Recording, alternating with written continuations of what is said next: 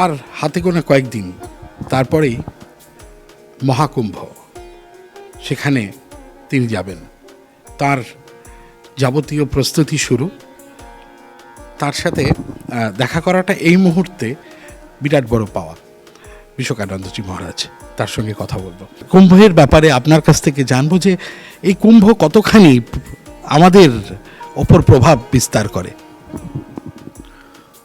ओम विनायकं गुरुं भानुं ब्रह्म विष्णु महेश्वरान् सरस्वतीं प्रणम्यादो सर्वकार्यार्थ सिद्धये। कश्यप ऋषि की दो पत्नियां थी, एक अदिति और एक दिति। अपनी लीला को चलाने के लिए कश्यप ऋषि ने अदिति का चयन किया, जो संसार में विशेष उपाधियों को, वस्तुओं को, कलाओं को, कलाकारों को जोड़ती है। अब जोड़ने के बाद में कश्यप ऋषि ने उसको खेल बनाया और एक पक्ष उसमें रखा दिति के पुत्र दैत्यों। तो देवता और दैत्य भाई हैं, एक ही बाप के हैं, भाई भाई। अब इस खेल का जो स्वरूप है वो ये है कि एक बनाएगा एक बिगाड़ेगा। तो बनाने वालों को भी सावधान रहना चाहिए, बिगाड़ने वालों को रोकना चाहिए। जो बना रहा है वो रोके। अब बनाने वाला सावधान रहेगा, संयमी रहेगा, साधक रहेगा तो उनसे बचा सकेगा। तो ये विवाद बार बार चलता रहा सृष्टि में। उधर से असुर भी मारे जाते, इधर से देवता भी मारे जाते। अब उसमें ब्रह्मा विष्णु महेश देवताओं ने सोचा, एक काम करो, इनका भी उपयोग करो और इनके द्वारा समुद्र मंथन करो। ये है अहंकारी, उसमें से अमृत मिलेगा। और ये पक्की बात है कि अहंकारी आदमी अपने किए का ही लाभ नहीं ले पाता, इसलिए समुद्र मंथन करो। तो इसमें समुद्र मंथन में सभी देवता ब्रह्मा विष्णु महेश पीछे रह करके देवताओं को मदद किए। दोनों ने समुद्र मंथन किया, अमृत निकलेगा, वो दोनों का हक होगा उसमें। तो मत्थे मत्थे अमृत निकल गया। अब असुरों ने अमृत का घड़ा उठाया, चल पड़े। तो देवताओं ने सोचा कि हमारी मेहनत बेकार गई, घड़ा तो ये ले गए। उसमें विष्णु भगवान जो है वो ये खेल चलाते हैं। तो विष्णु भगवान ने कहा चिंता मत करो, अभी हम इनका दिमाग चेंज कर देते, क्योंकि ये अहंकारी है, परमादी है। परमादी उसको बोला जाता है जो मेहनत तो बहुत करे लेकिन फल के समय चूक जाए, उसको कहते हैं परमादी। तो विष्णु भगवान ने कहा चिंता मत करो। उन्होंने मोहिनी का रूप धारण किया और मोहिनी का रूप धारण करके वो आ गए। एक उसमें मोहिनी है तो मदिरा साथ में है, मदिरा भी समुद्र से निकली थी, मदिरा साथ। तो राक्षस जो थे, जब उन्होंने मोहिनी की छटा को देखा, उसके स्वरूप को देखा, तो वो अमृत का घड़ा भूल गए, रूप के घड़े की तरफ लगे, रूप के घड़े पर लग गए। अमृत का घड़ा उन्होंने छोड़ दिया, अमृत का घड़ा उनसे नहीं हो पाया। तो मोहिनी ने आकर्षित करके उनको, देवताओं को अमृत पिलाया, उनको जहर पिलाया, वो मदिरा पिलाई, काम हो गया। वो मदिरा में हो गए, मस्त हो गए, और मोहिनी में मस्त हो गए। देवताओं ने घड़ा उठा के अपना रख लिया स्वर्ग में। अब दूसरे समय में, दूसरे कल्प में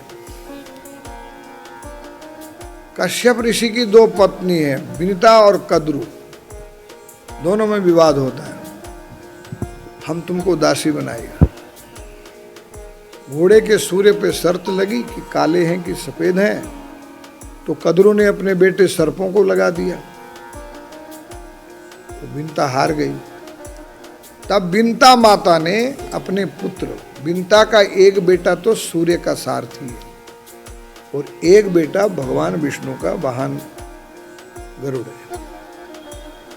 तो जब माता ने उससे कहा कि इसने मेरे को दासी बना दी, तो उन्होंने कहा ठीक है, हम पूछते हैं। तो कद्रु ने कहा मेरे पुत्र हवन में मारे गए हैं जन्मेजय के यहाँ, उनको जीवित करना है। जैसे गंगा से गंगा सागर के बेटे को कल्याण करना था, वैसे उनको करना है। तो आप अगर अमृत लाते हैं स्वर्ग से, तो मैं तुम्हारी माता को मुक्त कर देता हूँ, दासी से, सर्वेंट से मुक्त कर देता हूँ। अब सर्वेंट नहीं रखूंगी उसको। तो हनुमान जी वो घड़ा ले आई। उस घड़े को ला करके उन्होंने उड़ते उड़ते, सर्पों ने भी अमृत जहां जहां उन्होंने घड़ा रखा, सर्पों ने भी उसका पान किया। तो गरुड़ जी ने प्रयाग, हरिद्वार, उज्जैन और नासिक में विश्राम किया। वो घड़ा रखा, सर्पों ने वहाँ जो उसमें से अमृत छलका था उसका पान किया, और उसमें से अमृत पड़ा तो वो स्थान जो है वो पुण्यशाली हो गए, पवित्र हो गए। अब इस कुंभ का जो शुभ परिणाम है ये पूरे ब्रह्मांड पर होता है। कैलाश का शिव जी लेकर के, कैलाश जी के शिव जी को लेकर के, उनसे लेकर के बंगाल का शिवलाल भी उसमें स्नान करने जाता है, इतना उसका महिमा है। और दूसरी बात यह है कि जब आप किसी के प्रोजेक्ट को महत्व देते हैं, तो उनके प्रोजेक्ट में जो जो भी आविष्कार हैं,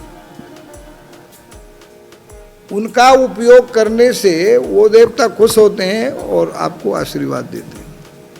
इसलिए पूरा ब्रह्मांड, पूरा देवता, सारे देवता जो हैं वो कुंभ के मेले में संत महात्मा प्रत्यक्ष अपरोक्ष आते हैं, और ये कुंभ का मेला सार्थक होता है। ये सब का मेला है। इसमें कुछ लोग प्रत्यक्ष दिखते हैं, कुछ लोग दिखते नहीं हैं, वो सिद्ध बोलते हैं, देवता बोलते हैं, ब्रह्मा बोलते हैं, विष्णु बोलते हैं। दूसरी बात यह है कि विश्व में जो भी आर्थिक प्राप्ति के साधन हैं, उनमें ये सर्वश्रेष्ठ साधन है। तीसरी बात यह है कि इस कुंभ के मेले से चाहे मुसलमान हो, चाहे ईसाई हो, चाहे जैन हो, चाहे बौद्ध हो, सभी खूब अर्थ कमाते हैं। वो अर्थ कमाते हैं तो सबको इसमें कुछ न कुछ प्राप्ति होती है। और दूसरी बात, अन्य स्थानों पर जातिवाद है, छुआछूत है, भेदभाव है, लेकिन ये हमारा समष्टि का स्नान एक ऐसा हिंदू मिलन का स्नान है कि यहाँ सभी एक घाट पर स्नान कर सकते हैं। एक प्रमाण भागवत है कि जब हिरण्याकश्यप का मरण हुआ तो उनका भाई हिरण्याक्ष था। उसने कहा भाई ऐसा है, हमको विष्णु से बदला लेना, ठीक है, तो एक काम करो, ये देवता ऊपर रहते हैं ना, पर इनको खुराक जो है नीचे से मिलती है, मर्त्यलोक से। इसलिए एक काम करो, इनको जल्दी निपटाना हो, इनको जीतना हो, तो गौ, ब्राह्मण, साधु, संत, तीर्थ, व्रत, धाम, पुरी, नदी, सागर, इनको कब्जे में लो। और जब यहाँ से मेलों से इनसे कोई ऊर्जा नहीं जाएगी, कुछ प्राप्ति नहीं होगी, कुछ दान नहीं होगा गौ, ब्राह्मण, साधु, संत से, तो वो कमजोर हो जाएंगे, हम जल्दी उन पर अधिकार कर सकते हैं। इसलिए जो हमारे तीर्थ हैं इनसे एक पुण्य तो स्टोर होता है, एक भावना स्टोर होती है, और कुछ स्थिति में शक्ति भी स्टोर होती है कि हम एक हैं, हम को एक रहना चाहिए। ये इसलिए जो हमारे तीर्थ हैं इनसे एक पुण्य तो स्टोर होता है, एक भावना स्टोर होती है, और कुछ स्थिति में शक्ति भी स्टोर होती है कि हम एक हैं, हम को एक रहना चाहिए। ये भी शिक्षा इससे मिलती है। इसलिए मेला जो है सभी के लिए, चराचर के लिए। आप ये देखो कि जब हमारा इलाहाबाद में मेला होता है, प्रयागराज में मेला होता है, तो सारे प्रयाग के ही नहीं, अगल बगल के गांवों के चूहे भी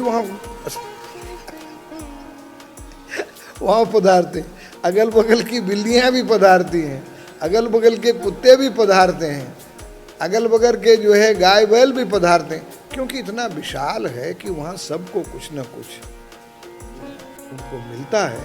तो ये बहुत बड़ा विराट है। और दूसरी बात यह है कि वो स्थान प्रयाग हमको याद दिलाता है कि वो प्रयाग वहाँ है और हमारा भी ये प्रयाग है। ये प्रयाग है हमारा, इधर ईड़ा है, इधर पिंगला है, बीच में सुषुम्ना है। ईड़ा दिख काम कर रही, पिंगला काम कर रही, सरस्वती शांत जो है, सुषुम्ना शांत है, उसको कोई कोई खोज पाता है। इसलिए ये भी प्रयाग है, वो प्रयाग इस प्रयाग की याद दिलाता है, इसको आकर्षित करता है। और घड़ा जो है,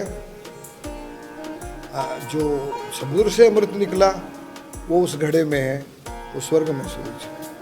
लेकिन एक और भी बात है, अमृतस्य पुत्राः, अरे आप अमृत के पुत्र हैं, आप अमृत के पुत्र हैं। तो इस घट में जो आत्मा है, ये भी कुंभ है,